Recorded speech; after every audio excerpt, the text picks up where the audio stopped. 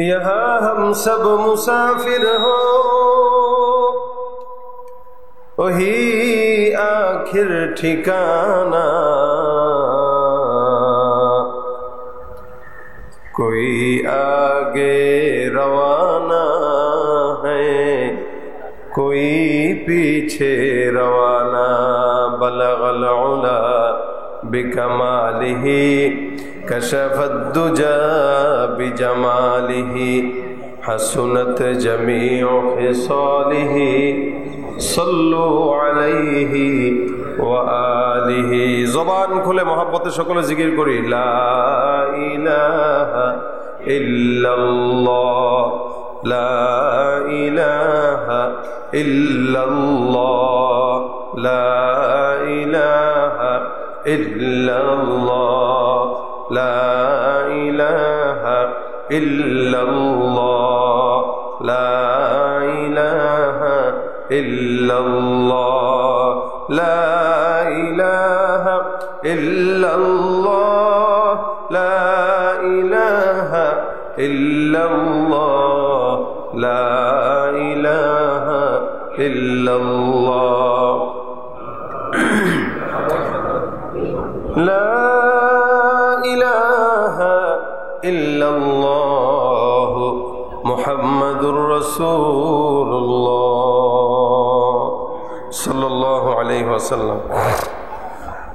আল মাহাদুল ইসলামী মুন্সি ওয়ালিদ আহাদ মন্ডল গাদি মাদ্রাসা এতিমখানার উদ্যোগে আয়োজিত বার্ষিক ওয়াজ মাহফিলের আজকের সম্মানিত দিন প্রিয় ইসলাম প্রিয় ভাইরা, আল্লাহ পাক রব্বুল আলামিনের দরবারে লাখো কোটি শুকর যে রব্বে করিম এশারের নামাজের পর আমাদের সকলকে আজকের এই জান্নাতের বাগানে আসার বসার তৌফিক দান করেছেন। কালিমাতুশ শুকর আদায় করি, সকলে বলি আলহামদুলিল্লাহ। আরো জোরে বলেন আলহামদুলিল্লাহ। আমার চাইতে আপনাদের আওয়াজ আরো 3 গুণ বেশি হওয়া লাগবে। রাজি আছেন? নারায়ে তাকবীর। একদম সামনে পিছনে ডানে বামে যারা আছেন এমন আওয়াজ দিবেন যাতে বোঝা যায় যে এখানে একটা ছোটখাটো জিহাদের ময়দান হয়ে গেছে। আবার কয় ঠিক না, আস্তে কয়, জোরে বলেন। আওয়াজ কোনো আস্তে চলবে, আওয়াজ কোনো আস্তে চলবে। মুরব্বীরা যারা বসে আছেন দাড়ি পাকাওয়ালারা প্রত্যেককে আজকে জোয়ান হইতে হবে। আওয়াজে যেন বোঝা যায় যে আপনারা সবাই 50 বছর 60 বছরের নয়, বরং 13-14 বছর অথবা 20 বছরের যুবক। ঠিক কিনা বলেন? নারায়ে তাকবীর। আল কোরআনের আলো ঘরে ঘরে জালো, লিল্লাহে তাকবীর। বিপ্লব মানে জীবন দেয়া বসে থাকা নয়, সে কোনদিন আসবে না রে করো যদি ভয়। বিপ্লব মানে জীবন দেয়া বসে থাকা নয়, সে কোনদিন আসবে না রে করো যদি ভয়। বিপ্লব মানে জীবন দেয়া বসে থাকা নয়, সে কোনদিন আসবে না রে করো যদি ভয়। আসবে বিজয় রক্ত আর জীবনের বিনিময়, আসবে বিজয় রক্ত আর জীবনের বিনিময়। বিপ্লব মানে জীবন দেয়া বসে থাকা নয়, সে কোনদিন আসবে না রে করো যদি ভয়। লড়াইয়ের ওই ময়দানেতে যেতে তোমাকে হবে, প্রয়োজনে সব রক্তটুকু জমিনেই ঢেলে দেবে। লড়াইয়ের ওই ময়দানেতে যেতে তোমাকে হবে, প্রয়োজনে সব রক্তটুকু জমিনেই ঢেলে দেবে। তবুও তোমায় লড়তেই হবে, মানবে না পরাজয়। তবুও তোমায় লড়তেই হবে, মানবে না পরাজয়। বিপ্লব মানে জীবন দেয়া বসে থাকা নয়, সে কোনদিন আসবে না রে করো যদি ভয়। আসবে বিজয় রক্ত আর জীবনের বিনিময়, আসবে বিজয় রক্ত আর জীবনের বিনিময়। বিপ্লব মানে জীবন দেয়া বসে থাকা নয়, সে কোনদিন আসবে না রে করো যদি ভয়। ঠিক না? আমরা ভয় পাবো কাকে? আল্লাহ কবুল করে বলেন আমিন। আমাদের পরিচয় আমরা আখিরি নবীর উম্মত। তার মানে আমরা উম্মত হিসেবে আমাদের নেতা হিসেবে একমাত্র কাকে গ্রহণ করব? বলে মুহাম্মদুর রাসূলুল্লাহ। কোন সন্দেহ আছে ভাই? অনেকজনকে নেতা বানিয়ে দেখেছি, ফায়দা হয় নাই। যাদেরকে নেতা বানিয়েছেন টিস্যুর মতো ব্যবহার করে ফেলে দিয়েছে। যাদেরকে নেতা বানিয়েছেন আপনাকে না বলেই চলে গিয়েছে। সুতরাং এরকম কাউকে নেতা বানাইতে চাই না যারা আমাদেরকে রেখে চলে যায়। এমনকেই নেতা বানাতে চাই যে মরণের পরেও আমাকে খুঁজে বের করে জান্নাতে নিয়ে যাবে। ঠিক কিনা বলেন? আমাদের নেতাকে বিশ্বনবী মুহাম্মদ রাসূলুল্লাহ সাল্লাল্লাহু আলাইহি ওয়াসাল্লাম। সন্দেহ আছে ব্যাপারে কারো? জীবন অনেক স্লোগান দিয়েছেন, আবার সামনে স্লোগানের সময় আসতেছে, আবারও দিবেন না? দিবে। আমার নেতার চরিত্র ফুলের মতো পবিত্র। এই যে নেতার চরিত্রকে যে ফুলের মতো বানায়, দোষটা তো এই জায়গায়। এই জন্য তো কোটি কোটি টাকা পাচার করার পরেও চিন্তা করে, এত চুরি করার পরেও যদি চরিত্র ফুলের মতোই থাকে, ভালো হওয়া দরকার কি? আরো বড় চোর হই। আপনার আমার স্লোগানের কারণেই এই সমস্ত দুর্নীতিবাজরা দিন যত যায় তত সাহস পায়। এই জন্য কোন মানুষের ব্যাপারে চরিত্রের কোন স্লোগান হওয়া যাবে না। চরিত্রের স্লোগান আপনি আর আমি কি দিব, এটা তো আমার আল্লাহ স্বয়ং আকায়ে নামদার মুহাম্মদ রাসূলুল্লাহ সাল্লাল্লাহু আলাইহি ওয়াসাল্লামকে কোরআনে দিয়ে দিয়েছেন। সুবহানাল্লাহ। আল্লাহ পাক বলেন ইন্নাকা লাআলা খুলুকিন আযীম। আরে খুলুক আযীমের অধিকারী তো আপনি। এই দুনিয়াতে কেউ চরিত্রের অধিকারী না, সবার চরিত্রের ঝামেলা আছে। বাবার চরিত্রেও ঝামেলা আছে, পীরের চরিত্রেও কখনো ঝামেলা থাকে, নেতার চরিত্র তো আছেই। মুহাম্মদুর রাসূলুল্লাহ সাল্লাল্লাহু আলাইহি ওয়াসাল্লামের চরিত্রে ঝামেলার ছিটে ফোঁটাও থাকা সম্ভাবনা কেউ দেখাইতে পারছে?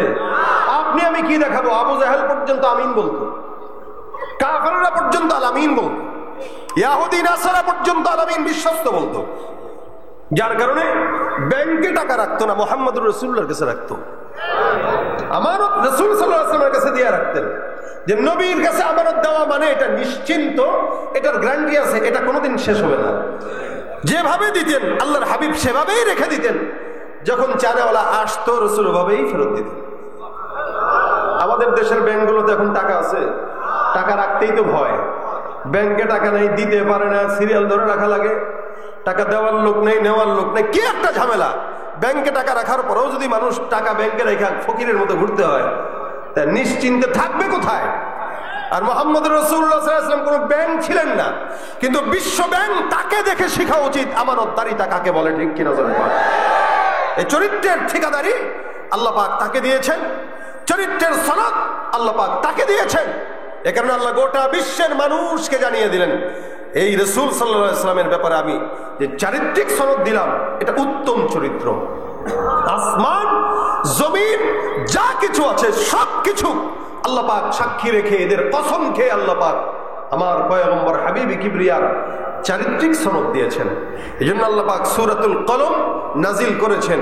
আগে আল্লাহ বলেছেন ওয়াল কলামি ওয়া মা ইয়াসতুরুন মা আনতা বিনি'মাতি রাব্বিকা বিমাজনুন। আল্লাহ পাক বলেন এই কলমের কসম খেয়ে বলছি, কলম যা যা লিখেছে তার কসম খেয়ে বলছি। কলম দিয়ে আল্লাহ পাক রব্বুল আলামিন গোটা জমিনের কথা লিখলেন। কলম দিয়ে আল্লাহ পাক আসমান লিখলেন, আসমান কিভাবে চলবে, জমিন কিভাবে চলবে, দুনিয়ার নিজামুল আওকাত কি, এগুলো সব আল্লাহ পাক কলমের মাধ্যমে লিপিবদ্ধ করলেন। এরপরে কলমের জবান আল্লাহ পাক বন্ধ করে দিলেন, কলম আর লিখতে পারবে না কিয়ামত পর্যন্ত। আপনার আমার ভাগ্য যেভাবে নির্ধারণ করা হয়েছে ঠিক সেভাবেই চলবে। সারা দুনিয়ার মানুষও যদি চেষ্টা করে কোনো গরিবকে বড়লোক বানাইতে পারবে না, আবার কোন দুনিয়ার মানুষও যদি চেষ্টা করে কোন সরকারকে ধরে ক্ষমতায় রাখতে পারবে না। এগুলো দিয়েছেন কে? আল্লাহ। এই জন্য আল্লাহ পাক বলেন ওয়াল কলম ওয়া মা ইয়াসতুরুন, কলমের কসম, কলম যা যা লিখেছে তার কসম। কলম কি লিখছে? এই যে আজকের মাহফিলে আমি আসবো, এটা লিখছে কলম। আপনি আসবেন, এটা লিখেছে কলম। এটা আজকে নয়, এই দুনিয়া সৃষ্টি হওয়ারও 50,000 বছর আগে আল্লাহ পাক লিপিবদ্ধ করেছেন। সুবহানাল্লাহ, জোরে বলেন সুবহান। সারা দুনিয়া কিভাবে চলবে নিজাম লিখে দিয়েছেন আল্লাহ। আল্লাহ পাক সব লিপিবদ্ধ করার পরে বলতেছেন মা আনতা বিনি'মাতি রাব্বিকা বিমাজনুন। রাসূল, আপনি আপনার রবের দয়ায় পাগল না, আপনি আপনার রবের দয়ায় পাগল না। যারা আপনাকে পাগল বলে তারা পাগল, তাদের বাপ দাদা 14 গোষ্ঠী পাগল। রাসূলকে যারা পাগল বলেছিল সারা দুনিয়া সাক্ষী। রাসূলকে যারা পাগল গালি দিয়েছিল সারা দুনিয়া সাক্ষী। এদের নাম নিশানাও নাই, এদের কোনো চেলা চামুন্ডাও নাই। আবু জাহেলের কোনো ভাতিজা, আবু জাহেলের কোনো নাতি পুতি সাগরেদ এ বর্তমানে কেউ দেখবেন না যে সে দাবি করবে যে আমি আবু জাহেলের নাতি। দাবি করবে কেউ?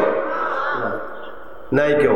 কিন্তু এরা চেয়েছিল রাসূলের নামকে মিটিয়ে দিতে। পেরেছে? ও ভাই পারছে? যারা ডাইরেক্ট শয়তান ছিল, এরাই তো পারে নাই। আর বর্তমান সময়ের হাইব্রিড শয়তান যেগুলা আমার রাসূলকে পার্শ্ববর্তী দেশ থেকে গালি দেয়, এগুলা তো কি বলে হাইব্রিড যুক্ত শয়তান। আবু জাহেল, উতবা, সাইবা, আবু লাহাব যেখানে পারে নাই, বর্তমান সময়ের এই 2 নম্বর নাস্তিকগুলা পারবে জিন্দেগিতেও সম্ভব না। আল্লাহ পাক আমার রাসূলের চরিত্রের পবিত্রতা বর্ণনা করেছেন। এজন্য আল্লাহ বলেন, আপনি আপনার রবের দয়ায় পাগল না। ওয়া ইন্না লাকা লাআজরান গায়রা মামনুন, আর আপনাকে নিরবিচ্ছিন্ন নিয়ামত দেওয়া হয়েছে। আপনাকে এত নিয়ামত দিয়েছি যেটা অন্য কাউকে দেই নাই। এই জন্য আল্লাহ পাক রাসূল সাল্লাল্লাহু আলাইহি ওয়াসাল্লামের শানে রিসালাত সম্পর্কে একটা সূরা নাযিল করেছেন, সূরাতুল কাউসার। ইন্না আ'তাইনাকাল কাউসার ফাসাল্লি লিরাব্বিকা ওয়ানহার ইন্না শানিআকা হুয়াল আবতার। শানে রিসালাত দিয়ে আল্লাহ পাক এই সূরা রাসূলকে কাউসার দিয়েছেন, যা অতীতে কোন নবীকে দেন নাই। নবীকে আখেরি নবী বানিয়েছেন, যা কোন নবীকে বানান নাই। শুধু আখেরি নবী না, রাসূল বলেন আল্লাহ পাক আমাকে পাঠিয়েছেন পরে, কিন্তু আমি তখন থেকে নবী যখন আদমও নবী হয় নাই। এটা আমার রাসূলের মর্যাদা, সম্মান আল্লাহ পাক দিয়েছেন, যার কারণে আল্লাহ পাক রব্বুল আলামিন বলেন, মা আনতা বিনি'মাতি রাব্বিকা বিমাজনুন ওয়া ইন্না লাকা লাআজরান গায়রা মামনুন। এমন নিয়ামত দান করলাম, আল্লাহ রাসূল নবী হওয়ার আগ পর্যন্ত সব ইহুদি নাসারাদের জবানের মধ্যে মুহাম্মদ মুহাম্মদ ছিল। নবী হওয়ার পর সারা দুনিয়ায় মুহাম্মদের বন্দনা গেয়েছে। নবী হওয়ার আগ পর্যন্ত কাফেররা আমার রাসূলকে বিশ্বস্ত মনে করতেন। আল্লাহ রাসূল সাল্লাল্লাহু আলাইহি ওয়াসাল্লাম তাদের মাঝখানে এত বিশ্বস্ততা অর্জন করেছে, যার কারণে তারা গুরুত্বপূর্ণ কোনো কিছু যদি ঘটতো, অন্য কারো দিকে নজর না গেলেও মুহাম্মদের দিকে নজরটা যেত। কারণ তারাও জানতো এই জমিনের মধ্যে, আরবের মধ্যে সবচাইতে বিশ্বস্ত, সৎ আর ইখলাসওয়ালা মানুষ সেটার নাম হলো মুহাম্মদ। ভাইরা আমার, যখন কাবাটা আবার নতুন করে নির্মাণ করা হয়, ওই নির্মাণের সময় কুরাইশ বংশ সহ মক্কার সব ভালো ভালো বংশের মানুষগুলো কাবা ঘর নির্মাণ করার জন্য আবার রেডি হয়ে গেল, নির্মাণ হয়ে গেল। হাজরে আসওয়াদটা এত বিশাল দামি পাথর, যেই পাথরটা চুমা দেওয়ার কারণে মানুষের গুনাহ মাফ হয়ে যায়। আল্লাহ রাসূল সাল্লাল্লাহু আলাইহি ওয়াসাল্লাম বলেন, এই হাজরে আসওয়াদটা তো আসওয়াদ পাথর ছিল না, এটা তো সাদা পাথর ছিল, যেটা জান্নাত থেকে আগত। এই জান্নাতি পাথরটা মানুষের চুমার কারণে কালো হয়ে গেছে, গুনাহ টানতে টানতে কালো হয়ে গেছে। এই পাথরটাকে এই জায়গাটায় বসাবে, এমন সম্মানিত বংশ যদি কেউ থাকে, তোমরা একটু মাশওয়ারায় বসো, কে বসাইতে পারবে? কালো পাথর বসানোর মতো মানুষ আর পাওয়া যায় না। কে বসাবে? বলে আমি বসাবো, সে বলে আমি বসাবো। সব বংশের লোকেরা একই কথা বলে, এটা আমার হক, আরেকজন বলে এটা আমার হক। কিন্তু না, মাশওয়ারা সাপেক্ষে একটা রায় সিদ্ধান্ত হলো যে সকালবেলা ওই সাফা পাহাড়ের চূড়া থেকে গিয়ে লোকটা আগে এই মাতাফের মধ্যে ঢুকবে, ওই ব্যক্তিটাই তো হাজরে আসওয়াদ পাথরটাকে মক্কার মধ্যে সে নিজের হাত দিয়ে বসায় দিবে। কাবা ঘরের মধ্যে ওই লোকটাই বসায় দিবে, অপেক্ষমান, যার যার মতো করে তাকায় কোথায় সকালবেলা কে আগে ঢুকবে। সাফা পাহাড়ের চিপা থেকে কোন লোকটা আগে আসে, সবার দৃষ্টি ওদিকে নিবদ্ধ। একবার করে তাকায়, কিন্তু কেউ আসে না, কারো চেহারাও দেখা যায় না। হঠাৎ করে তাকায় দেখে ওই কোণা থেকে আপনার আমার পয়গম্বর মুহাম্মদুর রাসূলুল্লাহ আস্তে আস্তে সামনে আগায়। সবার প্রথম রাসূল আসছেন, আল্লাহ পাক রব্বুল আলামিনের পয়গম্বর আসলেন। নবী করিম সাল্লাল্লাহু আলাইহি ওয়াসাল্লাম আসার পর সব কাফেররা একত্রিত হয়ে ডাক দেয়া বলে, মুহাম্মদ তুমি যে আসলা ভালো হয়েছে, একটা কাজের জন্য আমরা আটকে গেছি। বলে কিসের কাজ? এই যে কাবাটা নির্মাণ করলাম, হাজরে আসওয়াদটাকে এই জায়গায় বসাবো। কে বসাবে? আমার বংশ সেরা। সে বলে তার বংশ সেরা। প্রত্যেকটা বংশের লোক চায় এই জায়গাটায় পাথর বসানোর জন্য, কিন্তু আমরা মাশওয়ারার সাপেক্ষে সিদ্ধান্ত নিয়েছি যে লোকটা আগে আসবে সাফা গেট দিয়া, ওই লোকটার হাত দিয়েই আমরা বসাবো। আলহামদুলিল্লাহ, সকাল সকাল আমরা তোমাকে এই জায়গা দিয়ে প্রবেশ করতে দেখলাম। তুমি এমন একজন মানুষ, যেই মানুষের ব্যাপারে আমাদের কারো কোনো দ্বিমত নাই। তুমি বরকতি এবং তুমি বিশ্বস্ত। সুবহানাল্লাহ। আল্লাহ রাসূল সাল্লাল্লাহু আলাইহি ওয়াসাল্লাম দেখেন, যদিও নবী না, কিন্তু মেধাটা কেমন নবুয়তি মেধা। পয়গম্বর ডাক দিয়া বলে আমার কি করণীয়? বলে সুন্দর করে পাথরটা উঠে এই জায়গায় লাগায় দাও। আল্লাহ নবী সাল্লাল্লাহু আলাইহি ওয়াসাল্লাম চাইলে একাই লাগাইতে পারতেন, কিন্তু সেটা করেন নাই। আল্লাহ রাসূল কি করলেন? নবী করিম সুন্দর করে একটা চাদর নিলেন, চাদরটার মধ্যে পাথরটা রাখলেন। নবী আমার ডাক দিয়া বলে, এ মক্কার সরদারেরা, প্রত্যেকটা গোত্রের থেকে একজন সর্দার করে আসো, আর এই কাপড়টার মধ্যে একবার এই পাশে ধরো, আরেক দল এই পাশে ধরো।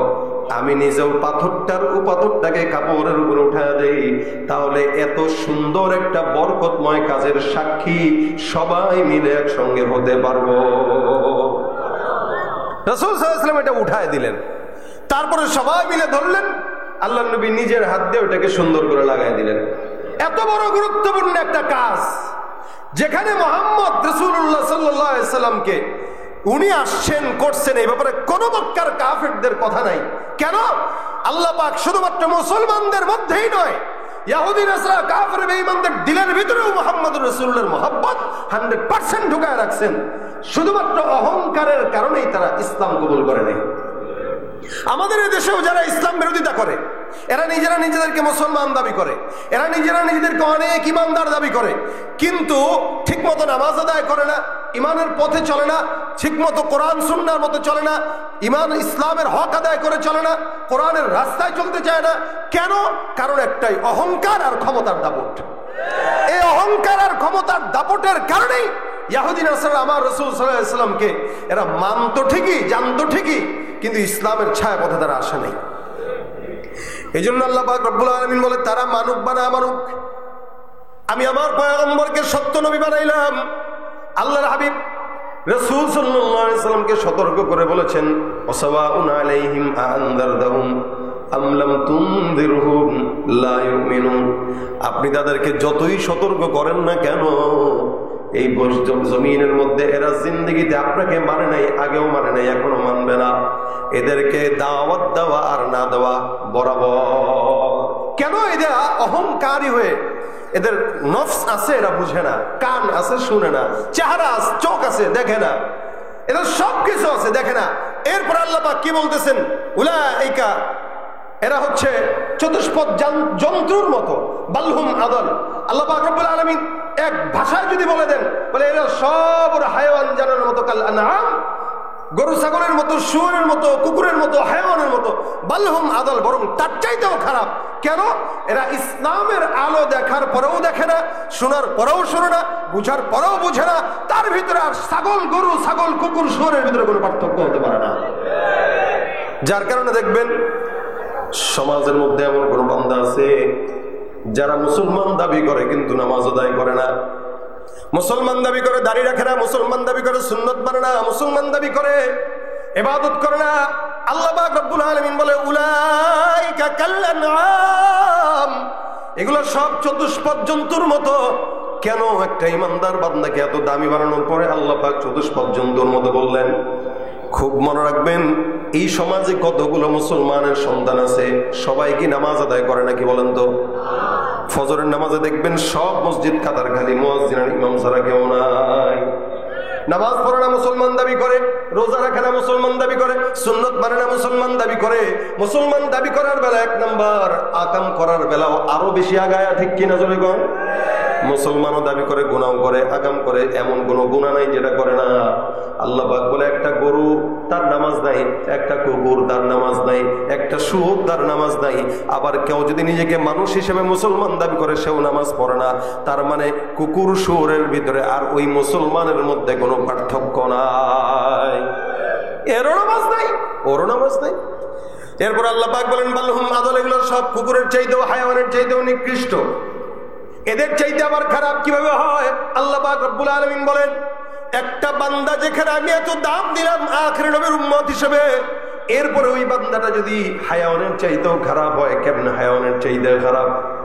আমার আল্লাহ পাক রব্বুল আলামিন স্পষ্ট বান্দাকে বুঝাই দিলেন। আপনাদেরকে যদি প্রশ্ন করি, বলেন তো এই এলাকার মধ্যে চাঁদাবাজি আছে না নাই? আগে 16 বছর এক দল করছে, এখন 16 বছর পরে এরা নাই, আরেক দল করা শুরু করছে। হ্যাঁ, আসতে কইলেন যে? তাহলে আছে তো থাকবে। এদেশের সরকার পরিবর্তন হবে, চোর চোরটা কমবে না। কেন? যতক্ষণ আল্লাহর রাসূলের শরীয়তের আইন অনুযায়ী এদেশ পরিচালিত না হবে, শান্তি আশা করা বোকামি ছাড়া অন্য কোনো কিছু না। এজন্য যত যাবে দিন, চোর বাড়বে, দুর্নীতিবাজ বাড়বে, সরকার পরিবর্তন হবে, শান্তি আশা করা যাবে। আল্লাহ পাক বলেন বালহুম আদাল, এগুলো সব কুকুরের চাইতেও খারাপ। কেমনে খারাপ? এ মুসলমান, আল্লাহ পাক রব্বুল আলামিনের এই জমিনের মধ্যে চাঁদাবাজি যা করে মানুষ করে না কুকুর করে? এলাকার মধ্যে মনে করেন বাজারে দোকান আছে, 10টা দোকান, এরকম কি কোনোদিন হয়েছে 10-15টা কুত্তা একসঙ্গে এসে বলছে ওই আমরা কুত্তা সমিতি আসছি, ইনি সভাপতি, ইনি সেক্রেটারি, ইনি হেন, ইনি দেন, আর বাজারে দোকান যদি চালাইতে চাও তাহলে আমাদেরকে 5,000 টাকার হাড্ডি দেওয়া লাগবে, না তো হরতাল করে দোকান বন্ধ করে দেবো। এই চাঁদাবাজি মানুষ করে না কুকুর করে? সেদিন এক ব্যবসায়ী আমার করছে যে হুজুর এই আগে 200 টাকা চাঁদা দিতাম, এখন বরকত হইছে। কেমনে? কেন 300 টাকা দিই? চাঁদাটা খাইছে কে? মানুষই তো নাকি? খাইছে কে মানুষ না কুকুর? মানুষ। কুকুর কি কোনোদিন কারো জায়গার ভিতরে কষা গাছ পিতে রাখতে পারে? কুকুর কি কোনো কারো সন্তানকে কিডন্যাপ করে নিয়ে পাচার করে দিতে পারে? বলে না। এমন কোন কাজ যেগুলা কুকুর গরু ছাগল করে না, এটা মানুষ করে। দুর্নীতি করে মানুষ, সন্ত্রাসী করে মানুষ, চাঁদাবাজি করে মানুষ, জেনা করে মানুষ, একজনের জায়গা নষ্ট করে মানুষ। আল্লাহ বলেন যেই কাজটা কুকুর গরু ছাগল শুয়োর করে না, ওই কাজ তুমি মানুষ করার কারণে তুমি কুকুরের চাইতেও খারাপ। ঠিক কিনা? ওরা হলো দেশের লাগি মহামারীর মতন, ফাইলে কলম ঠেকাইয়া চালায় শুধুই নির্যাতন। ওরা হলো দেশের লাগি মহামারীর মতন, ফাইলে কলম ঠেকাইয়া চালায় শুধুই নির্যাতন।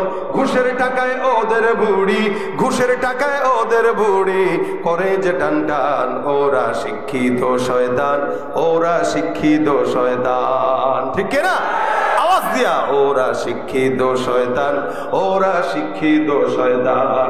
দুর্নীতির ওই আখড়ায় বসে, দুর্নীতির ওই আখড়ায় বসে জাহির করে জ্ঞান, কলম দিয়ে কামায় টাকা ধরে সাধুর ভান। ওরা শিক্ষিত শয়তান, ওরা শিক্ষিত শয়তান, ওরা শিক্ষিত শয়তান, ওরা শিক্ষিত শয়তান। পীরগিরি আর মাজার পূজা চলছে দেশটা জুড়িয়া, শিরকি আর ভণ্ডামিতে দেশটা গেছে ভরিয়া। গাজার কলকি টান মারিয়া, গাজার কলকি টান মারিয়া দেখায় খাজার শান। ওরা শিক্ষিত শয়তান, ওরা শিক্ষিত শয়তান। রাগ করতেছেন ভাই আপনারা? কেউ কেউ মনে হয় করতেছেন একটু একটু। হ্যাঁ, যেখানে যাই ভেজালেতে ভরে গেছে দেশটায়, ব্যবসায়ীরাও রাতারাতি কালো টাকায় হাত রাঙায়। ডিমের দাম বাড়ছে না? মুরগি যদি জানতো যেটা ফ্রি পারি, পাড়া বন্ধ করে দিত। মুরগি পারে ফ্রি, আর আমরা করি রাজনীতি। আগে তো তাও মানুষ এটা ডিম ভাজি করে একটু দুঃখের ঠেলায় খাইতো আর কি, তরকারি না থাকলে। সেটাও তো সম্ভব হচ্ছে না। গরিবের খারাপ হলো ডাল, শাক, এই আলু টালু এগুলাই তো নাকি? এগুলাও যদি আকাশ সম পরিমাণ দাম হয়, এগুলো দাম বাড়াইছে কে? কুত্তায় না মানুষ? ওরা শিক্ষিত শয়তান, ওরা কথা কয় না, ওরা কি? এই জন্য আমার আল্লাহ পাক ডাক দিয়া বলেন উলাইকা কাল আনআমি বাল হুম আযাল। এগুলো সব হায়াওয়ানের মতো, বরং তার চাইতেও খারাপ। আল্লাহ পাক রব্বুল আলামিন দাবি বানাইছেন এই বান্দাদেরকে আল্লাহ পাক পথ দেখানোর জন্য আপনার আমার রাসূলকে দিয়েছেন। এই জন্য আমার আল্লাহ পাক রব্বুল আলামিন সুন্দর করে বান্দাকে জানায় দেন ওয়া ইন্নাকা লাআলা খুলুকিন আযীম। এ বান্দা মনে রাখবা, পয়গম্বর আপনাকে আমি আল্লাহ পাক উত্তম চরিত্রের অধিকারী বানাইলাম। ফাসাতুবসির ওয়া ইউবসিরুন বিআইয়িকুমুল মাফতুন। যারা ফিতনা এতদিন পর্যন্ত লাগাইলো, এরাও দেখবে, সারা দুনিয়া দেখবে যে মূলত পাগল কি মোহাম্মদ নাকি ওরা, মূলত ফিতনাবাজ কি মোহাম্মদ নাকি ওরা। সারা দুনিয়া আজকে দেখতেছে। বলেন তো, আবু জাহেল, উতবা, শাইবা আল্লাহ রাসূলের নাম মিটাই দিতে চাইছিল, পারছে? আচ্ছা, ওরা কি এখন আমাদের কাছে ভালো না খারাপ? শুধু খারাপ না, সবচাইতে নিকৃষ্ট যদি কেউ থাকে তারা। এখানে এমন একজন কেউ নাই যার বাপের নাম আবু জাহেল ছিল। আছে কেউ? অথবা দাদার নাম ছিল? কেউ নাই। কেউ বলতেও পারবে না যে ভাই আমার আব্বার নাম কোন আবুল আহাব তো আছে, চিন্তা করেছি সন্তানের নামটা আবুল আহাব রেখে দিই, কোরআনে তো আছে। কারো নাম পাবেন না খুঁজে, একটা মানুষের নাম নাই। অথচ এরাই আল্লাহ রাসূলের নাম মিটাই দিতে চাইছে, পারে নাই। আল্লাহ পাক বলেন, মুহাম্মদ আপনার নাম যারা মিটিয়ে দিতে চায় আমি আল্লাহ পাক এদের নাম মিটাই দিলাম। সারা দুনিয়ার দিকে তাকায় দেখেন, প্রত্যেকটা মুসলমানের নামের শুরুতে মুহাম্মদ আছে না নাই?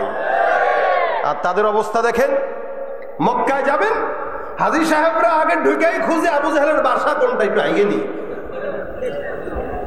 আসলেই আমার গত রমজানের আগের রমজানে একজনের সাথে দেখা, মুরব্বী একটা, খুব দৌড়ে দৌড়ে আসতেছে। আমার দেখে বুঝছে হুজুর কি আবু জাহেলের বাড়ি কোনটা, কোন দিকে? আমি কাকা বাড়ি দর নাই, কোচ এটা আছে ওটাই। আমি কি করবেন, কেটে যাচ্ছেন? আরে বাবা বহুক্ষণ ধরে এটা চাপিয়ে রেখেছি, ও আর কতক্ষণ দিকে? তার মানে সে আবু জাহেলের বাড়িতে একটু ছাড়তে যাচ্ছে আর কি। আল্লাহ পাক আপনাদেরকেও ছাড়ার তৌফিক দিক। তোর বাসা তো যেটা ছিল ওই জায়গায় এখন হাজী সাহেবদের জন্য বাথরুম বানায় রাখছে, হাজী সাহেবরা মনের সুখে সেখানে পটি করে। তা আপনারাও নিয়ত করবেন না আল্লাহ একটু আমাদেরকেও তৌফিক দিও। তো ওখানে যাওয়া মানে তো আল্লাহর ঘর দেখা, ঠিক না? ও চাইছে মিটায় দিতে, পারে নাই। যার নাম মিটায় দিতে চাইছে তার নাম সারা বিশ্বের প্রত্যেকটা মানুষের ঘরে ঘরে। নামের শুরুতেই মোহাম্মদ আছে কিনা নাই? মোহাম্মদ নাম যার থাকে আল্লাহ রাসূলের নামের বরকতেই তাকে মাফ করে দিবেন ইনশাআল্লাহ, এবং তার নামের বরকতে তার ঘরে বরকত দিয়ে দিবে আল্লাহ পাক রব্বুল আলামিন। এটা হলো আমার পয়গম্বর। হে মুসলমান, সেই নবীর উম্মত আমরা হইলাম, দামি না কম দামি বলেন তো? এত দামি উম্মত পয়গম্বর সাল্লাল্লাহু আলাইহি ওয়াসাল্লামের দামের কারণে আল্লাহ পাক রব্বুল আলামিন আমাদেরকে এত সম্মানিত করেছেন। জান্নাতে যখন যাবে, আমরা জান্নাতে ঢোকার আগে অন্য কোন নবীর উম্মত জান্নাতে ঢুকবে না। সুবহানাল্লাহ ওয়া বিহামদিহি। আমরা এই যে সুবহানাল্লাহ 2-4 জন বলছেন, বাকিরা বলেন না, জোরে বলেন সুবহানাল্লাহ। পিছনের ভাইরা বলেন সুবহানাল্লাহ। এই যে বললেন যে আপনাদের বিশ্বাস হবে কিনা জানি না, একবার সুবহানাল্লাহ বলছেন তো জান্নাতে একটা গাছ লেগে গেছে। রাসূল সাল্লাল্লাহু আলাইহি ওয়াসাল্লাম বলেন, ইন্না ফিল জান্নাতি লা শাজারা। কেউ যদি সুবহানাল্লাহর আওয়াজ একবার দেয়, আল্লাহ পাক রব্বুল আলামিন তার জান্নাতে একটা গাছ লাগাই দিবেন। যারা যারা বলছেন একটা গাছ লেগে গেছে, এখন যারা বলছেন আরেকটা লাগছে, আবার আরেকটা লাগছে। সুবহানাল্লাহ। আল্লাহ রাসূল বলেন, একবার সুবহানাল্লাহর বিনিময়ে কোন ইমানদার যদি একবার সুবহানাল্লাহ পাঠ করে, আল্লাহ পাক জান্নাতে যেই গাছটা দিবে, এই গাছটা দ্রুতগামী ঘোড়া যদি 100 বছর লাগাতার দৌড়ায়, গাছের গোড়াও শেষ করতে পারবে না। কত সম্মানিত এই ব্যক্তিকে আল্লাহ এই উম্মতকে দিয়েছেন, সম্মান দান করেছেন। আমরা সুবহানাল্লাহ বললেও সওয়াব, আলহামদুলিল্লাহ বললেও সওয়াব, লা ইলাহা ইল্লাল্লাহ বললেও সওয়াব, সাল্লাল্লাহু আলাইহি ওয়াসাল্লাম বললেও সওয়াব। যেটাই বলবেন বলার দরকার নেই, খালি নিয়ত করবেন। এটা আমাদের জন্য স্পেশাল অফার। কোন ইমানদার যদি নিয়ত করে, মনে করেন নিয়ত করেন আগামী কালের ফজর নামাজ পড়বো ইনশাআল্লাহ, নিয়ত করেন ইনশাআল্লাহ। এই যে নিয়তটা করছেন, তা আল্লাহ রাসূল বলেন, কাতাবাল্লাহু লাহু হাসানাতান কামিলা, আমলনামায় একটা পূর্ণ নেকি লেখা হয়ে গেছে। খালি নিয়ত করছেন, আর কিচ্ছু করেন নাই, খালি নিয়ত করছেন। আর গুনাহের নিয়ত করবেন, নবী বলেন না করা পর্যন্ত গুনাহ লেখা হবে না, করার পরেও গুনাহ লেখা হয় না। করার পরে বান্দাকে আলাদা টাইম দেওয়া হয়, সময় বেঁধে দেওয়া হয়। এই সময়ের ভিতরে যদি বান্দা মাফ চায় না তো বা খালাস, আর যদি না চায় তারপরে লিখবা, তবে গুনাহ একটা লেখাও একটা। আর নেকির নিয়ত করছে, করে নাই, নিয়ত করছে, দিয়ে দাও, নেকি দিয়ে দাও। সুবহানাল্লাহ। আর যদি নেকি করে ফেলে, তাহলে তো 10 থেকে নিয়ে 70 বরং 700 গুণ সওয়াব বৃদ্ধি করে দেয়। সুবহানাল্লাহ। এটা হলো আপনার আমার সম্মান। কার কারণে? নবীর কারণে, নবীর উম্মতের কারণে। এরপরেও নবীর উম্মতরা জবানের মধ্যে দাড়ি উঠায় না, আছে না নাই? কেন দাড়ি উঠায় না জানেন? বলে বিয়ে করতে গেলে সুন্দর মেয়ে পাওয়া যায় না। মনে রাখবেন, যে মেয়ে সুন্নত মানে না, নামাজ পড়ে না, ওই মেয়েটা ঘরের মধ্যে ঢুকানো মানে কাল সাপ ঢুকানো, ঠিক কিনা জোরে কন? আরে বাংলাদেশে অনেক মেয়ে বেড়েছে মিয়া, আপনি একা যদি 3 জনের বিয়ে করেন তাও মাইয়া শেষ হবে না। কি দরকার খন্না সেক্টরে ঘরে ঢুকানো? যেই মেয়ে ইসলাম পছন্দ করে, দাড়ি পছন্দ করে, সুন্নাহ পছন্দ করে, এমন মেয়েকে বিবি বানাবেন, ঘরও জান্নাত, দুনিয়া জান্নাত আখিরাতও জান্নাত। আল্লাহ পাক কেন দিয়েছেন? লিতাসকুনু ইলাইহা, যাতে শান্তি পাই। এই কারণে তো বিয়ের জন্য আল্লাহ পাক দিয়েছেন। ঘরে যদি আপনি ওই দাড়ি শেষে স্মার্ট সুন্দর একটা মেয়েরে ঢুকান, সুন্দরই ঢুকাবেন, কিন্তু সুন্দর বেশে পেতনিকে ঢুকাবেন যে আপনার ঘরকে অশান্তির করে তুলবে। এজন্য মেয়েরাও নিয়ত করবে, যেই পুরুষ পর্দা পছন্দ করে না, যেই পুরুষ নামাজ পছন্দ করে না, এই পুরুষকে আমরা বিয়ে করবো না। তাহলে হবে কি জানেন? সব খন্ডাস গুলো একসঙ্গে মিলবে আর সব ইমানদার গুলো একসঙ্গে মিলে যাবে। কি ঠিক না ভাইরা আমার? খুব বুঝবেন। এই কারণে আল্লাহ পাক রব্বুল আলামিন আখলাক দিয়ে দিয়েছেন। এই আখলাকটা এত চমৎকার আখলাক। আখলাক বলা হয় তিন জিনিসকে। তিনটা আখলাক আল্লাহ পাক রব্বুল আলামিন দিয়েছেন। এক নম্বর হচ্ছে খুলুকে হাসান, 2 নম্বর খুলুকে কারীম, 3 নম্বর খুলুকে আযীম। খুলুকে হাসান বলা হয় কেউ আপনাকে আঘাত দিল, আপনিও তাকে শোধবাদ করে দিলেন আঘাত দিয়া। আপনারা ঘুষি মারলো, আপনিও ঘুষি দিয়ে দিলেন, শোধবাদ জিন্দাবাদ, বাস, এটা খুলুকে হাসান। আরেকটা হইল খুলুকে কারীম, কেউ আপনাকে আঘাত দিল, আপনি চুপচাপ কিছু বললেন না, চলে গেলেন। 3 নম্বর হলো খুলুকে আযীম, কেউ আপনারে ঘুষি দিল, আঘাত দিল, মার দিল, আপনি বললেন আল্লাহ আমি তারে মাফ করে দিলাম, ভাই দেখি যে হাত দিয়ে আমারে মারছো ওই হাতে ব্যথা পাইছো কিনা। সুবহানাল্লাহ। আল্লাহ পাক বলেন এই লাস্টের যে আখলাক, এটাই খুলুকে আযীম, যা আমি আমার রাসূলকে দান করেছি। সুবহানাল্লাহ। এজন্যই তো তায়েফের কাফেররা সবচেয়ে বেশি আঘাত আমার রাসূলকে দিয়েছেন। রাসূল কি বলেছেন? আল্লাহুম্মা হদি কওমি। জিবরাইল বলতেছেন ইয়া রাসূলুল্লাহ একবার বলেন উল্টায় দেই। আল্লাহর নবী বলতেছেন না না না, এদেরকে উল্টাইলে আল্লাহ বলে ডাকনেওয়ালা লোক কাদেরকে পাবা? এরা যদি মরে যায় তো আল্লাহকে ডাকবে কারা? জিবরাইল মনে রাখো, হয়তো আমি মুহাম্মদ থাকবো না, কিন্তু একদিন এই তায়েফ থেকেও ইসলামের পতাকা পথ করে উঠবে। এই জন্য আল্লাহ রাসূল হাত উঁচু করে ডাক দিয়ে বলে আল্লাহ যেই যাতে আমাকে না বুঝে আঘাত দেয়, আল্লাহ তুমি তাদেরকে হেদায়েত দান করে দাও। এটা হলো খুলুকে আযীম। আর আমরা কত বছর আগে আমারে কে কি করছে ওইটার বিচার আমরা এখন করি। এটা হলো আমাদের আখলাক। বাপে করছে দোষ, ওইটা বাপের নাতির উপর প্রতিশোধ দেয়। এটা হলো আমাদের আখলাক। অথচ আমরাও মুসলমান। নবী করিম সাল্লাল্লাহু আলাইহি সাল্লাম বলেন লা ইউমিনু আহাদুকুম হাত্তা ইয়াকুনা হাওয়া তাবান লিমা জিতু বি। নবী ডাক দেয়া বলতেছেন যে ব্যক্তি ততক্ষণ পর্যন্ত মুমিন হতে পারবে না যতক্ষণ পর্যন্ত মুমিন বান্দাটা রাসূল সাল্লাল্লাহু আলাইহি সাল্লাম যা নিয়ে আসছেন ওই জিনিসটা মানবে না। অর্থাৎ আমি যেমনে নিয়ে আসলাম, সম্মান নিয়ে আসলাম, আখলাক নিয়ে আসলাম, চরিত্র নিয়ে আসলাম, কোরআন নিয়ে আসলাম, আমি কিভাবে হাঁটি, কিভাবে চলি, এই সব কিছু যতক্ষণ পর্যন্ত একজন ইমানদার মানবে না ওই ব্যক্তিটা ততক্ষণ পর্যন্ত মুমিন হতে পারে না। রাসূলের প্রত্যেকটা পদক্ষেপ মানা এটা আমাদের জন্য জরুরি। প্রত্যেকটা পদক্ষেপ।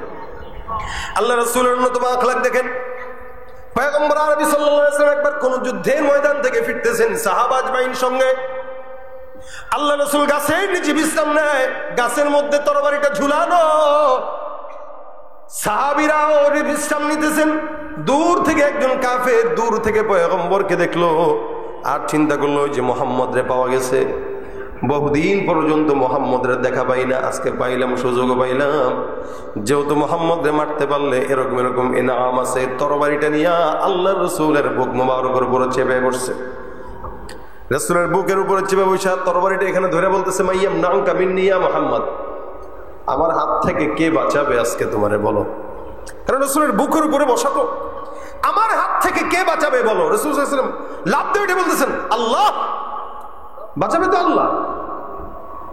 বেঈমানটা আবারও বলতেছে আজীব অবস্থা, আমি তরবারি দিলাম দিলাম দিলাম দিলাম, বলো বাঁচাবে কে? রাসূল কয় আল্লাহ। আরে কিরে, আমি তরবারি ধরে রাখলাম, আমি উপরে বসে রইলাম, দিলেই মরে যাবে, আরে বলতেছে আল্লাহ। আল্লাহ নবী সাল্লাল্লাহু আলাইহি ওয়াসাল্লাম যখন আল্লাহ আল্লাহ বলতেছিলেন, আল্লাহ পাক রব্বুল আলামিনের ভয় তার ভিতরে প্রকম্পিত সৃষ্টি করে হাত কাঁপতে কাঁপতে তরবারি পড়ে গেছে। এভাবেই উল্টায় দুনিয়ার হালত। তো পড়ে গেছে, রাসূল সাল্লাল্লাহু আলাইহি ওয়াসাল্লাম আর দেরি করেন নাই, উনি ঝটকা দিয়ে উঠে গেছেন। উঠে আবার এই বেঈমানরে ধরছে, ধইরা বৈশা তরবারি লাগায় বলতেছে মাইয়াম নাউকা মিন্নি। সুবহানাল্লাহ। এখন আমার থেকে তোরে বাঁচাবে কি বল? একটু আগে তুই ছিলি ক্ষমতাশীল, আর এখন আল্লাহ সেটা আমাকে দিয়ে দিছে সিনায় তোর থেকে নিয়ে, এখন তুই বল তোরে বাঁচাবে কে? কাফের কয় মোহাম্মদ তুমি ছাড়া তোর কেউ নেই। রাসূল সাল্লাল্লাহু আলাইহি ওয়াসাল্লামের এই দৃশ্য সাহাবারা দেখতেছেন আর বলতেছেন দানি ইয়া রাসূলুল্লাহ, হুজুর একটু সুযোগ দেন না, এটা এনেই শেষ করি। রাসূল বলেন না, আখলাক এমন একটা জিনিস যেটা তরবারি দিয়েও পাওয়া যায় না।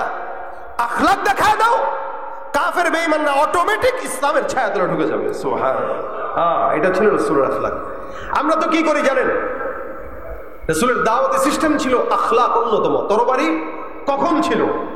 যখন পারে নাই, পিঠ দেয়ালে ঠেকে গেছে, তখন ইসলাম বলে এবার জিহাদ করো, এবার কাফেরদের ঘাঁটি ভাঙো। জিহাদ যদি কেউ অস্বীকার করে তার ঈমানই থাকবে না। এটা আল্লাহ পাক রব্বুল আলামিনের ফরজ বিধান। সুতরাং এটাও লাগবে, যেখানে জিহাদ দরকার সেখানে জিহাদ, যেখানে আখলাক দরকার সেখানে আখলাক। রাসূল সাল্লাল্লাহু আলাইহি ওয়াসাল্লাম মসজিদে নববীর ভিতরে একদিন বসা, আপনাদেরকে যেমন আমি বয়ান শোনাইতেছি, রাসূল বয়ান শোনাইতেছেন। হঠাৎ করে একজন দূর থেকে গ্রাম্য সাহাবী মসজিদে নববীর মধ্যে বয়ান শুনতেছেন বসে বসে, প্রস্রাব লাগছে, চিন্তা করছে আবার উঠমনি এনে সেরে দিই, বয়ানও শোনা হইল, সারাও হইল, ভাবছে মাটি হয়তো প্রস্রাব গেলে এটা শুকায় যাবে। বেচারা বসে প্রস্রাব করা শুরু করছে, সাহাবী দুইজন দূর থেকে দেখে এই কি করো, থামো থামো থামো। রাসূল সাল্লাল্লাহু আলাইহি ওয়াসাল্লাম বলেন এই করতে দাও। রাসূলও দেখছেন করতে দাও। হুজুর মসজিদে প্রস্রাব করতেছে, কারে ছাড়ো, করতে দাও। এখন যদি বাধা দাও তাহলে তার কিডনিতে সমস্যা হইতে পারে, পেটে সমস্যা হইতে পারে। সুবহানাল্লাহ। দেখেন নবী করিম তাবিবে উম্মত ছিলেন, নবী করিম খতিবে উম্মত ছিলেন, নবী করিম আদিবে উম্মত ছিলেন। রাসূল সাল্লাল্লাহু আলাইহি ওয়াসাল্লাম এমন কিছু নাই যে লাকাব আল্লাহর রাসূলের নামে যায় না। সুবহানাল্লাহ। নবী ডাক দিয়া বলতেছেন ছেড়ে দাও, মসজিদে নববীর মধ্যে প্রস্রাব করে, প্রস্রাব করতে দাও, প্রস্রাব করা শেষ হলে তারা আমার কাছে ডাকো। আল্লাহ নবী সাল্লাল্লাহু আলাইহি ওয়াসাল্লাম প্রস্রাব শেষ করার পরে বান্দাকে ডাকলো। নবী আমার ডাক দিয়া বলে সাহাবাজ বাহিনীর দল, তা সুন্দর করে বালতি দিয়ে পানি এনে মসজিদটাকে একটু ধুয়ে দাও। আর এই সাহাবীকে ডাক দিয়া বলে সাহাবী, আল্লাহর ঘর মসজিদের মধ্যে প্রস্রাব করতে হয় না, এটা পবিত্রতার খেলাফ। রাসূল সাল্লাল্লাহু আলাইহি ওয়াসাল্লাম মাথার মধ্যে হাত বুলায় সুন্দর করে বুঝায় দিলেন। আল্লাহর নবী বুঝাইলেন, সাহাবী বুঝলেন, সাহাবা একরাম মসজিদটাকে সুন্দর করে পরিচ্ছন্ন করে দিলেন। এ মুসলমান, এই কাহিনী দেখার পর ওই সাহাবী গ্রাম্য যিনি আসছেন উনি আল্লাহর কাছে হাত তুলে বলে আল্লাহুম্মা আরহামনি ওয়ারহাম মুহাম্মাদা ওয়ালা তারহাম মা'না আহাদা। আল্লাহ তুমি আমারে হেদায়েত করো, আমারে রহমত করো, আর মুহাম্মদ রহমত করো, এছাড়া অন্য কোনো বান্দাকে আর রহমত করো না। দোয়া করে দিয়েছে আল্লাহ আমারে রহমত করো আর মুহাম্মদকে রহমত করো, আর কাউকে রহমত দিও না। আল্লাহ সাহাবা একরাম শুনলেন, শুনে এক দেখে রাসূলুল্লাহ এটা কি ধরনের দোয়া করলো। এনে আমরা কতগুলো মানুষ আছি ও দোয়ার ব্যাপারে এত কৃপণ, এক তো দোষ করছে, মসজিদে প্রস্রাব করছে, আবার দোয়া করতেছে তার জন্য আর আপনার জন্য, আমাদেরকে বাদ দিয়ে দিল। রাসূল বলে এটা কি দোয়া করলা তুমি? সাহাবী কইতেছে হুজুর তো কি দোয়া করবো? কয় দোয়া আবার করো, আবার করো। আল্লাহুম্মা আরহামনি ওয়ারহাম মুহাম্মাদা ওয়ালা তারহাম মা'না আহাদা। আল্লাহ তুমি আমারে রহমত করো, মুহাম্মদকে রহমত করো, আর কাউরে রহমত দিও না। আবারও একই দোয়া। এবার সাহাবী ডাক দেখো হুজুর এই যে প্রস্তাব একটু করছিলাম বুঝি তো নাই, যাই একটু বসছি, এরা যা শুরু করছিল আপনি না থাকলে তো কাবাব বানাই দেবো, এদের জন্য দোয়া করবো। এই জন্য চিন্তা করলাম রাসূল আপনার জন্য আর আমার জন্য দোয়া করি। এই জন্য আল্লাহ নবী হাদিসে বলেছেন ইয়াসসিরু ওয়ালা তুআসসিরু বাশশিরু ওয়ালা তুনাফফিরু। মানুষকে জাহান্নামের ভয় দেখানোর আগে জান্নাতের সুসংবাদ দাও, সহজ করো, কঠিন করো না। কারণ ইসলাম সহজ ভাবে এসেছে, এটা সহজ করলে মানুষ ঢুকে। আমাদের দাওয়াতের সূরত তো হলো এটা, কেউ দাঁড়ায় আছে সিগারেট টানতেছে, আপনি দেখে গেলেন এই তুই কার পুত্রে? অমুকের পুত। তোর কি লজ্জা শরম কিছু নাই? তুই মুরব্বিকের সামনে এরকম সিগারেট টানতেছিস, ব্যাপার কি? তোর বাপের কাছে করছি দাঁড়া। এই যে আপনি করছেন বলে বিচার দিলেন তার কাছে, সে কি করবো জানেন? সে পরের দিন বলবে বুড়া গতকাল তো এমনি খাইছিলাম লুকায়, আজকে তো ধোয়াটা তোমার নাকেই ছাড়বো, দেবে ধোয়া নাকে ছেড়ে দিবে। অথবা মসজিদে যাচ্ছেন আপনি, দুই চারজন গল্প করতেছে, আপনি বললেন এই বেয়াদব কোন ঘরে জন্ম নিছিস, তোর বাপ মা কি মুসলমান না? নামাজের সময় চল মসজিদে। সুন্দর করে ডাক দেয়, বুড়ার ঘরের বুড়া নিজের নামাজ নিজে পড়েন, যান, আমরা বুড়া হলে আমরাও পড়বো। হ্যাঁ, বর্তমান সময়ের ছেলেরা যে বেয়াদব এগুলোই করবে। আর সিস্টেমটা যদি এরকম না হয়, এরকম হয় যে কেউ আড্ডা দিচ্ছে, নামাজ পড়ে নাই, আপনি তার সামনে দিয়ে যাওয়ার সময় আসসালামু আলাইকুম রহমতুল্লাহ, নামাজ হয়ে গেছে, সময় হয়ে গেছে, ভাই সময় থাকলে একটু চলেন। একদিন, 2 দিন, 3 দিন, 4 দিন, 5 দিন, 10 দিনের মাথায় সে চিন্তা করবে, কিরে আমার বয়সে একজন লোক সে প্রতিদিন নামাজ পড়ে, আমি পড়ি না, চল তো আজকে আমি সহ যাই। অথবা আপনি কাউকে সালাম পান না, আপনি নিজে সালাম দেওয়া শুরু করেন, এটা আখলাকে নবী। আপনি নিজে সালাম দেন। বাচ্চাকে যখন প্রতিনিয়ত আপনি সালাম দিবেন, তখন একদিন শরম পেয়ে বাচ্চা আগে আপনাকে সালাম দেওয়া শুরু করবে। আমরা তো মনে করি মাদ্রাসায় পড়ে এই ছাত্র আমাকে সালাম দিল না কেন, কিরে মাদ্রাসার হুজুররা কি কিছু শিখায়নি? না, হুজুররা শিখাইছে, কিন্তু আপনি শিখাবেন, কারণ আপনি বড়। সালাম আপনি আগে দিবেন। নবী করিম সাল্লাল্লাহু আলাইহি ওয়াসাল্লাম বাচ্চাদেরকে আগে সালাম দিতেন, মানুষকে আগে সালাম দিতেন। কেন? যে আগে সালাম দিল সে নেকি বেশি কামাই। সুতরাং এই আখলাকটা যদি অন্যকে ঠেট দিয়ে না হয়ে আমলটা নিজের মাধ্যমে উঠে আসে, তাহলে আশা করা যায় আমার আখলাক দেখে অন্যরাও আখলাক শিখবে। এটাই খুলুকে আযীম। এই জন্য আল্লাহ পাক রব্বুল আলামিন যেন আমাদেরকে রাসূলের আখলাক ধরার তৌফিক দান করে, বলেন আমিন। নিজে আগে কার্যক্রম করে দেখাবো, আমি আগে নামাজ পড়বো, আমার সন্তানকে আগে আমি সালাম দিব। আজকে ঘরের ভিতরে সালাম নাই, রাসূলের সুন্নাহ এটা। ঘরে সালাম বাবা সন্তানকে দেয় না, সন্তান বাবাকে দেয় না, বিবিকে স্বামী দেয় না, স্বামী বিবিকে দেয় না। কেন? লজ্জা লাগে। আরে বিবিরে সালাম দিতে আবার কিসের লজ্জা?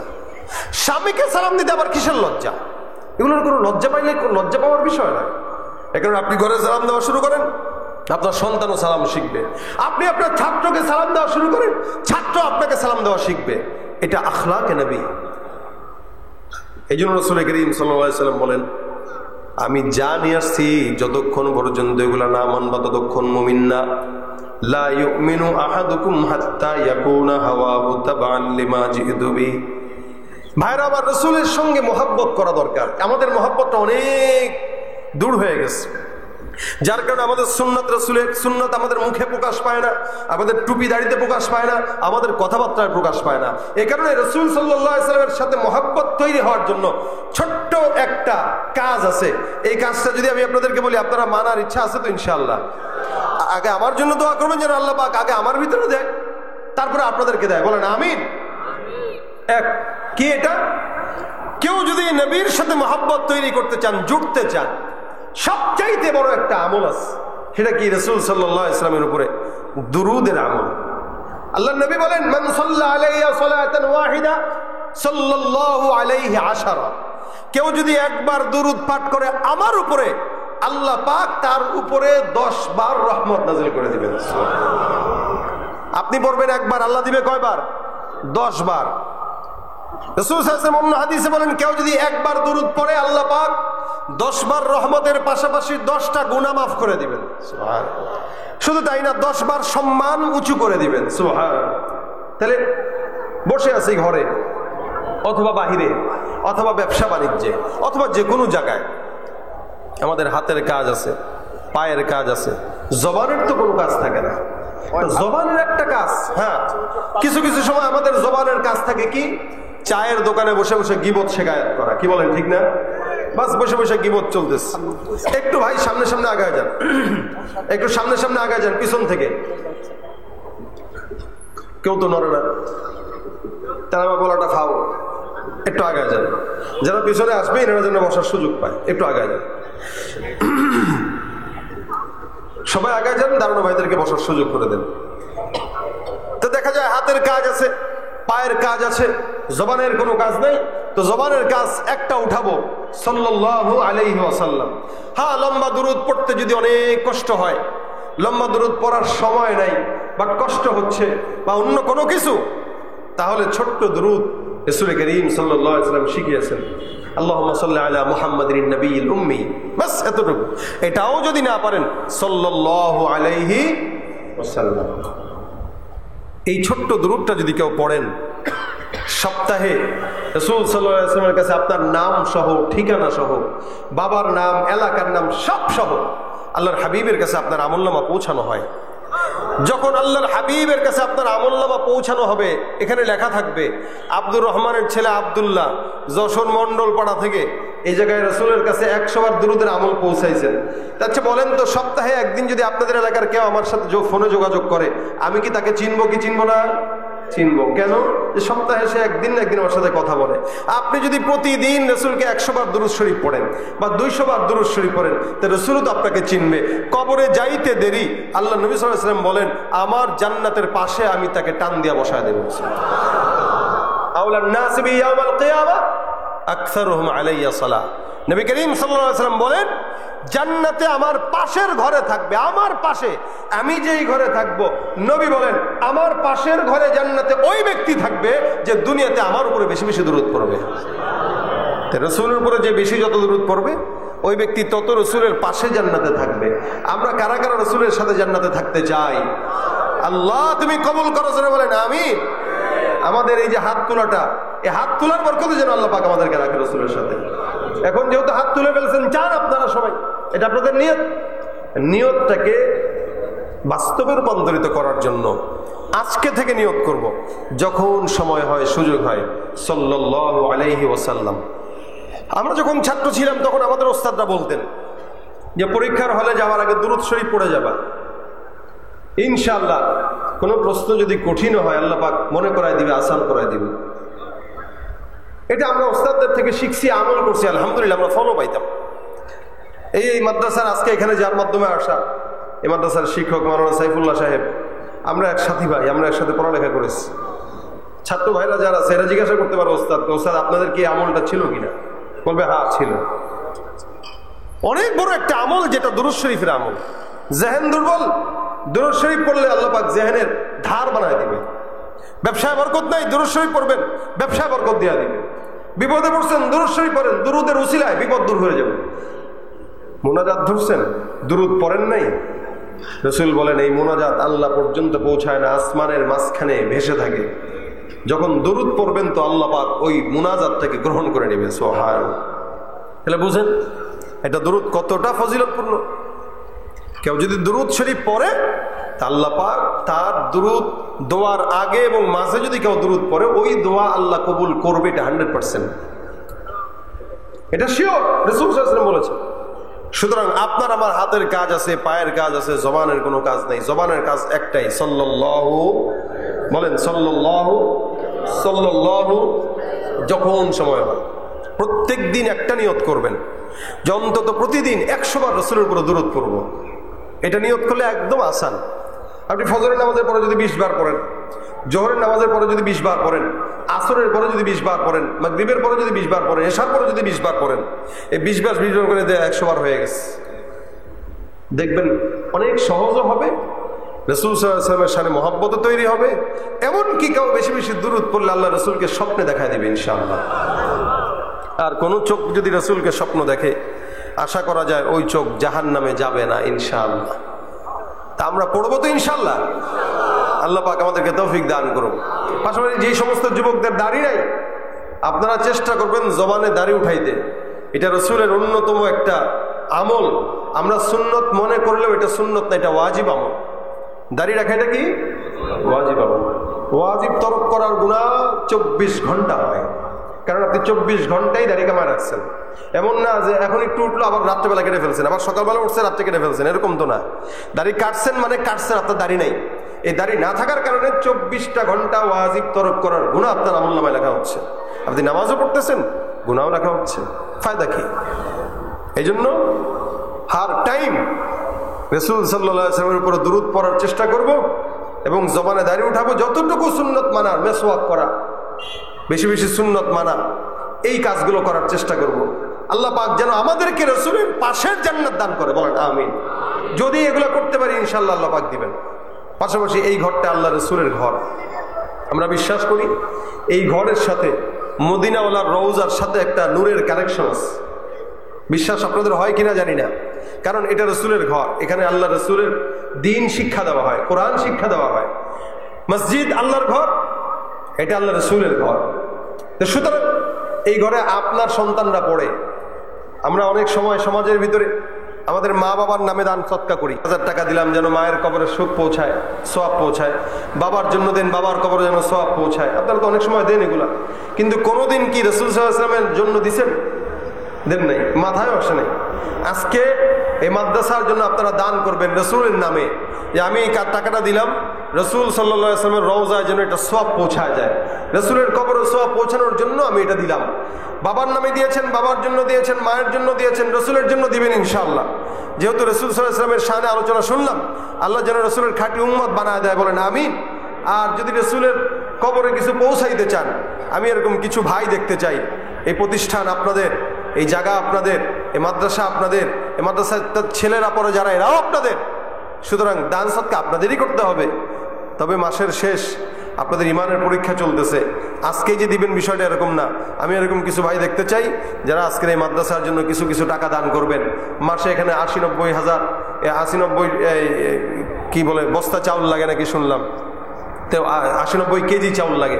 তো এই যে এতগুলো চাউল এই জায়গায় ছাত্রদেরকে খাওয়ানো হয় প্রতিদিন 80-90 কেজি চাউল লাগে। এই এতগুলো চাউল এখানে খাবার হচ্ছে, তরকারি লাগতেছে, প্রতিনিয়ত একটা খরচ মাদ্রাসার জন্য হচ্ছে। বাজার দম যেইভাবে বাড়তেছে, এখানে আপনাদের 10 জনের দান যদি থাকে, একটা এতিম মানুষ খাইলো, একটা গরিব ছেলে খাইলো, আপনি মারা গেলেন অথবা ওই ছেলে মারা গেল, ওই ছেলে যাকে পড়াইছে, ও যাকে পড়াইছে, এভাবে কিয়ামত পর্যন্ত যত খেদমত চলবে, প্রত্যেকটা খেদমতের একটা অংশ আল্লাহ পাক আপনার আমলনামায় দিবে ইনশাআল্লাহ। এই জন্য দেখতে চাই প্রথম কে ব্যক্তিটা আছেন রাসূলের রওজায় সওয়াব পৌঁছানোর নিয়তে, ইনশাআল্লাহ এই জায়গায় মাদ্রাসার জন্য 1000 টাকা দিবেন বা 1 বস্তা চাউল দিবেন। সংক্ষেপে, আসলে আমি কালেকশনের হালত জানিও না, ঠিক তেমন ভাবে বলতেও পারি না। বাকি আমাকে একটু অনুরোধ করা হয়েছে যে কালেকশনের জন্য আপনাদের কাছে কিছু বলতে। আপনারা অনেকে আছেন যারা দান সৎকা করেন, এরকম কিছু ভাই দেখতে চাই। কে আছেন? কি আনাস? মাশাআল্লাহ, আল্লাহ পাক ইলম দান করুক, আলেম বানাক, জোরে বলেন আমিন। আনাস 2000 টাকা তার বাবা হয়তো তার নামে লিখিয়েছে, আল্লাহ পাক যেন তাকে সওয়াব দান করে। কোথায় কাফনের থোপকা রাখবা, কোথায় কাফনের তো পকেট নাই, টাকা পয়সা লইয়া কি কেউ কবরে গেছে, কি জবাব দিবি রে তুই আল্লাহর কাছে, ওরে মানুষ হইছ বেহুশ দুনিয়ার পিছে, কি জবাব দিবি রে তুই আল্লাহর কাছে।